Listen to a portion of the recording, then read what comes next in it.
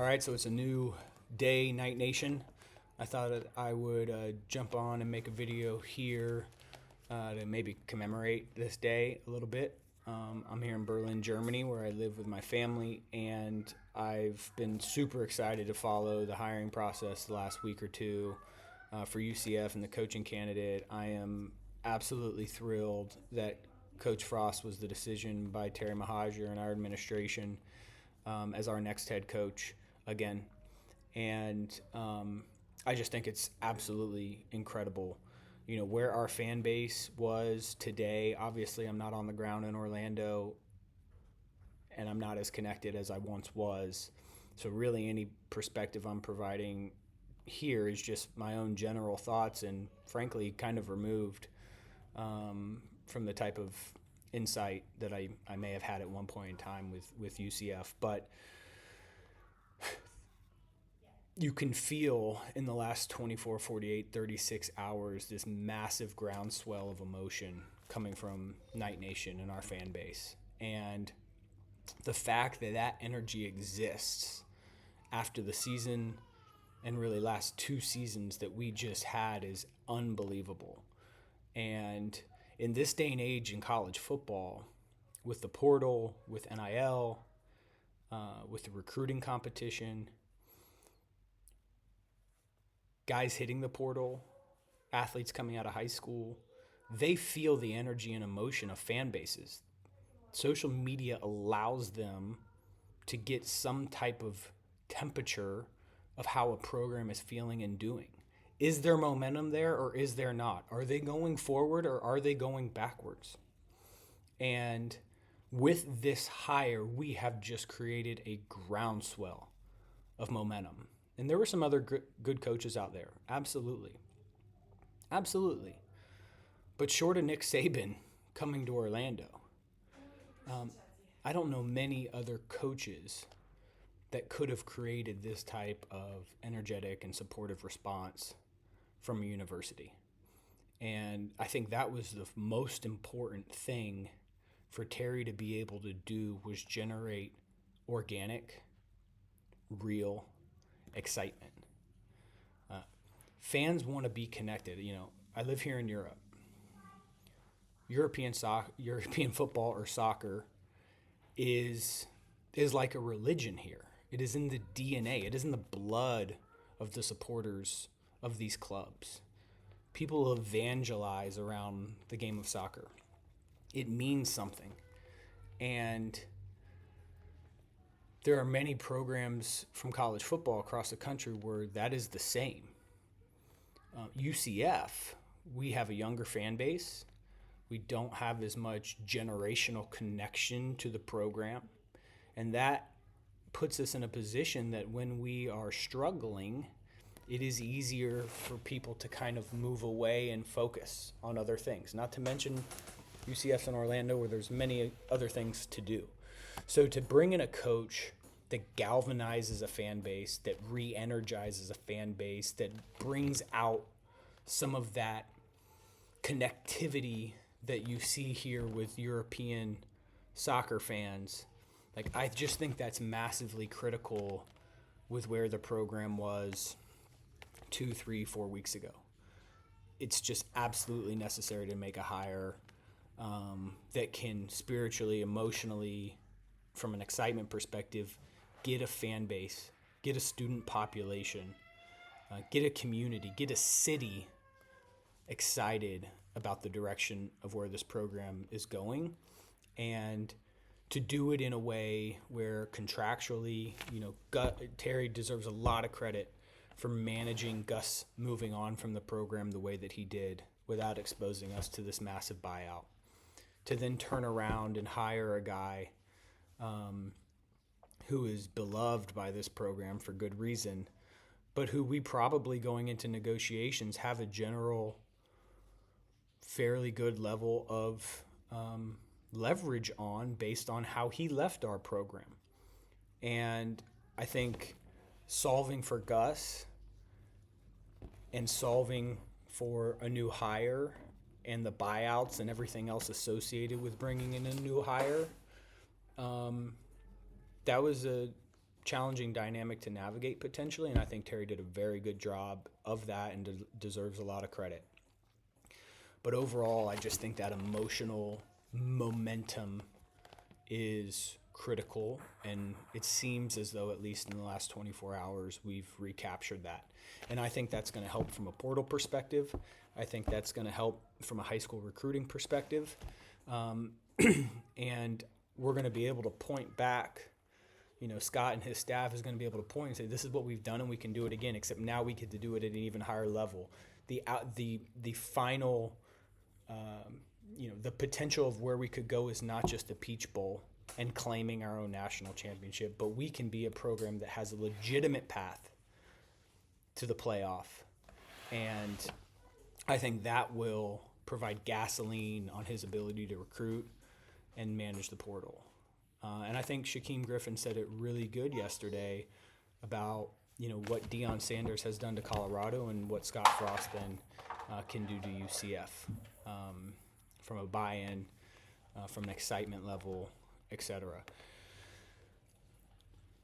I also think that, when you think about the other people that could be a part of his staff, Mackenzie Milton, or other guys. Jordan Johnson's out there at Oklahoma State. He's been a assistant offensive line coach. I just think that you're going to feel like the band is back together a little bit. I have no idea if he's going to hire Mackenzie. No clue. I would, as the quarterback coach. But how that could unfold becomes very compelling when you start to look at the pieces that he may be able to put around him from a staff perspective. And I think what's really, really intriguing is I don't know this to be true. I've talked to a few people, that thinks this may have been the case. But when we were looking for an offensive coordinator going into the 2023 season, it's my understanding, which is speculation, and it may be known, I'm not sure. I don't read the message boards anymore. But that Coach Frost was one of the candidates to be our offensive coordinator. And with the core source that I spoke to on this, Coach Frost believed that we would have growing pains going into the Big 12, that it would be a significant challenge as we kind of made that step up from a depth perspective, et cetera.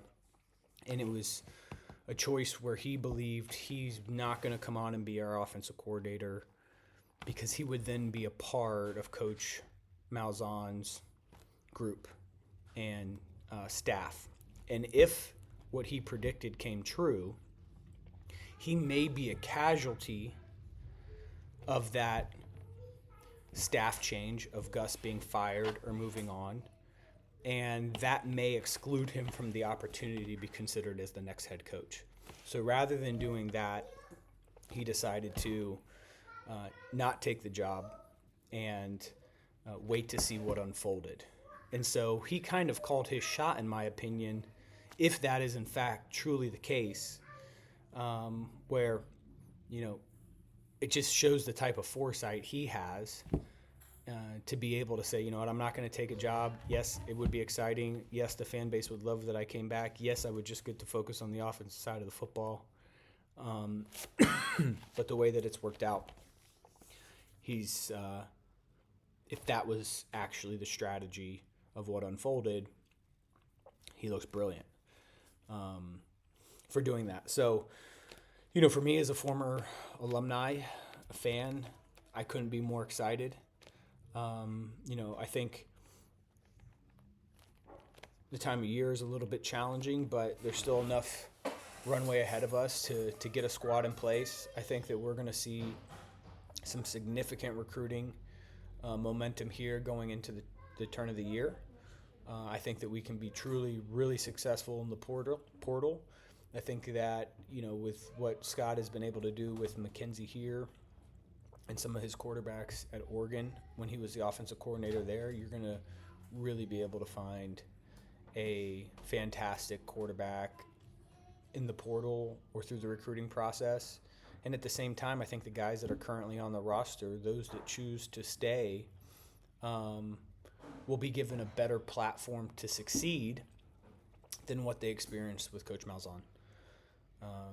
So, those are a little bit of my thoughts. The key things: Terry being able to manage this whole situation, moving on from Gus, getting Scott, somebody who's not his own guy. Kudos to Terry. 2, the type of momentum and emotion that this elicits out of a fan base, out of a program, critical, especially in the NIL world, where we need alumni and fans to feel as though donating to the university donating to the athletic department, donating to different vehicles to make sure athletes are compensated.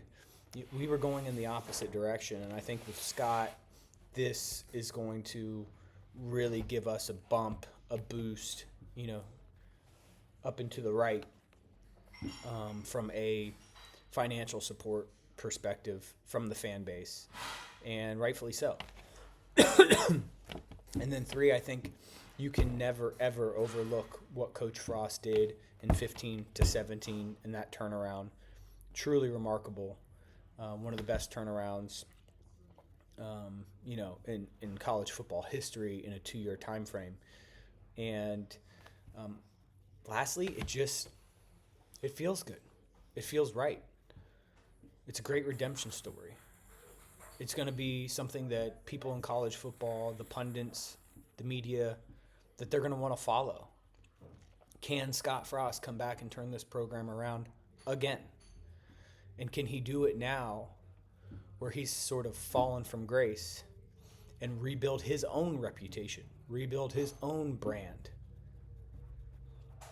And lastly, I think that if Coach Frost is successful, and I believe that he will be. Now, I don't have an expectation that we're going to win the Big 12 next year. I think expectations are important here.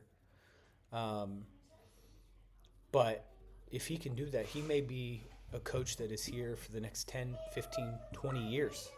He could finish his career here. Who wouldn't want to live in Orlando? Tax advantages. You're not stuck in a tiny college town. You have everything that you could want from a family perspective. Like, this could be our coach. My daughter's 2 today. When she's 15 or 20, Scott Frost could be our head coach still. I don't know if that happens, but I certainly don't feel as though he would use us as a stepping stone to a bigger job, especially with what happened in the past. And if he was going to get a bigger job, that would have meant he was super successful at UCF, which is fantastic, but I don't see him wanting to make that move because you can now accomplish everything you would want to accomplish in college football by being in Orlando. So I hope everybody's excited, Night Nation. Christmas came a little bit early for us. This is kind of just my off the top of my head recap. I hope you all have a fantastic holiday season.